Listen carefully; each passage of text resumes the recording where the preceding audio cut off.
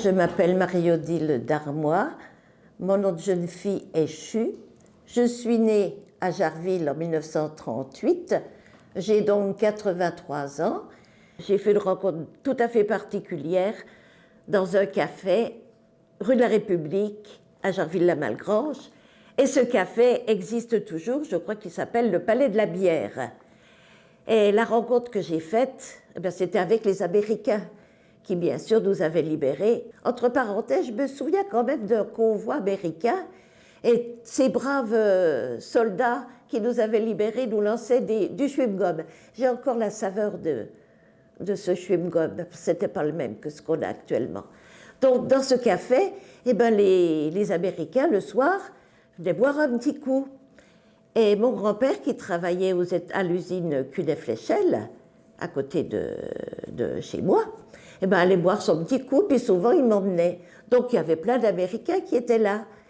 Et il y en avait un en particulier, ma foi, qui m'avait un petit peu repéré, entre parenthèses, parce que je devais avoir une bonne bouille, et j'ai appris par la suite qu'il était célibataire, qu'il avait 40 ans, et qu'il aimait beaucoup les enfants.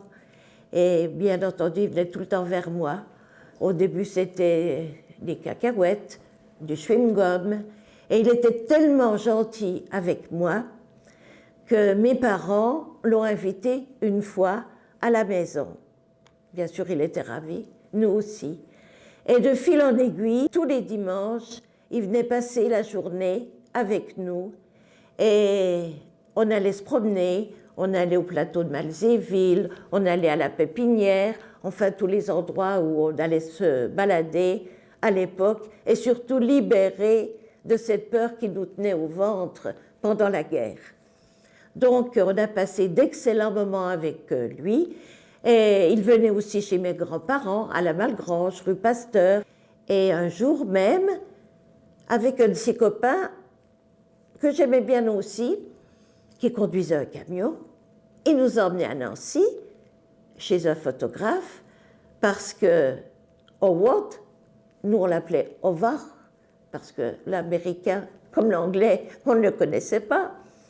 Et il nous a emmenés, ma foi, chez un photographe, parce qu'il tenait absolument à avoir une photo de moi avec lui.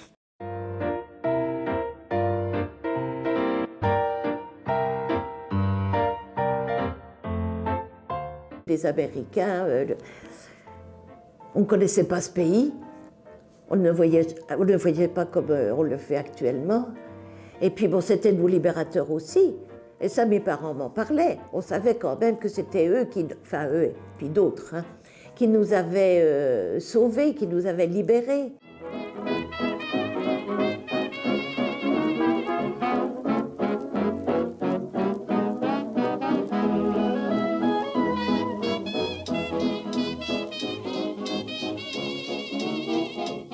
Il était tellement brave, tellement gentil, aux petits soins.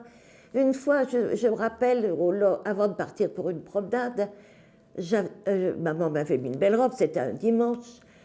J'avais fait une tâche. Je me suis fait disputer, bien entendu. Et quand Howard est retourné aux États-Unis, dans un de ses nombreux colis, il m'avait envoyé une petite jupe avec un petit corsage. Et je vois encore cette tenue pour compenser justement la robe que j'avais tachée avant de partir en promenade. Je me souviens que maman avait acheté un petit dictionnaire, donc avec ça, on essayait de se débrouiller, on faisait des gestes, et puis bon, ça passait, à mon avis, on se comprenait.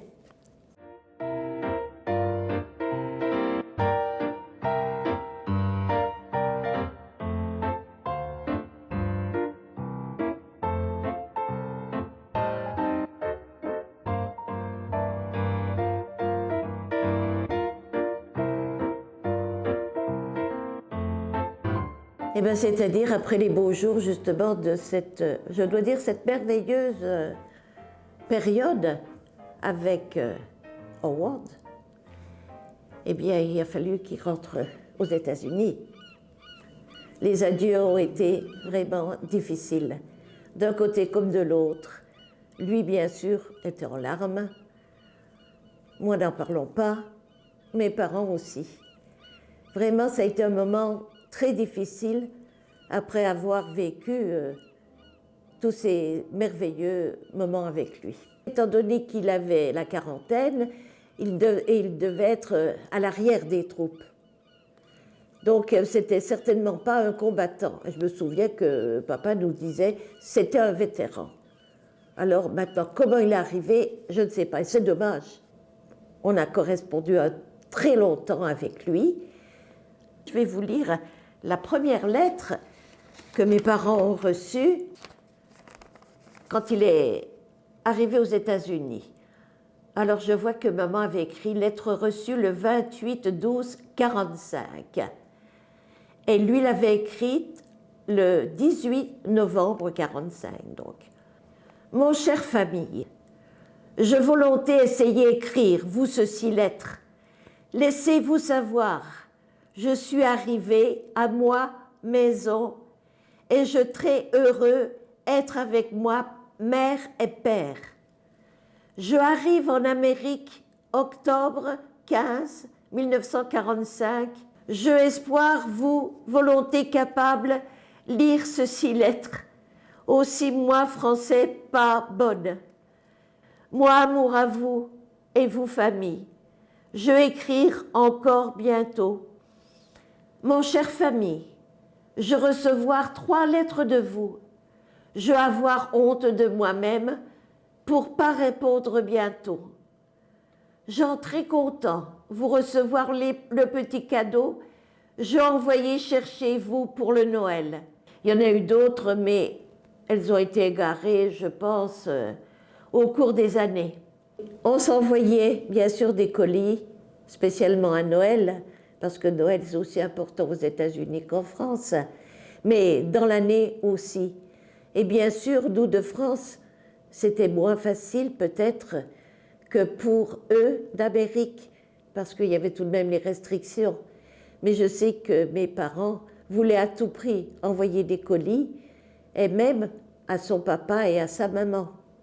Alors, lui, effectivement, nous envoyait beaucoup de colis, et c'était vraiment individuel. À chaque colis, il y avait ces petites étiquettes qui étaient adressées à chaque membre de la famille. Alors, bien sûr, le grand-père, il avait droit à du tabac, il y avait des vêtements. Je me souviens que maman avait eu des bas de nylon. On n'avait pas ça en France. On portait des bas de soie. Et moi, je me souviens aussi avoir reçu une paire de patins à roulettes. Et ils étaient très beaux. Et c'était vraiment des beaux cadeaux pour nous, en France, parce que c'était quand même encore une période très difficile pour nous. Et bien sûr, avec toujours le grand paquet de chewing-gum, de 100 barres de chewing-gum, et bien d'autres friandises. Alors là, c'est sa trousse de couture. Ils avaient donc une trousse de couture, parce que bien entendu, il n'y avait pas de femme, il fallait bien qu'ils fassent quelques points de couture. Ça, je ne m'en séparerai jamais. Je pense encore beaucoup à lui aujourd'hui, parce que c'était quand même une période de ma jeunesse, avec tout ce que ça peut impliquer comme connaissance d'un autre monde, d'un autre pays et d'un autre personnage qui pour moi c'était un petit peu le Père Noël. On peut dire ça comme ça.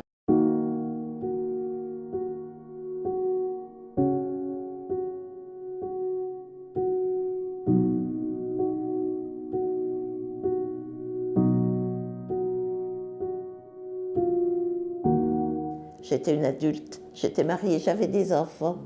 J'ai pleuré toutes les larmes de mon corps parce que j'avais perdu vraiment quelqu'un qui avait compté pour moi dans mon enfance.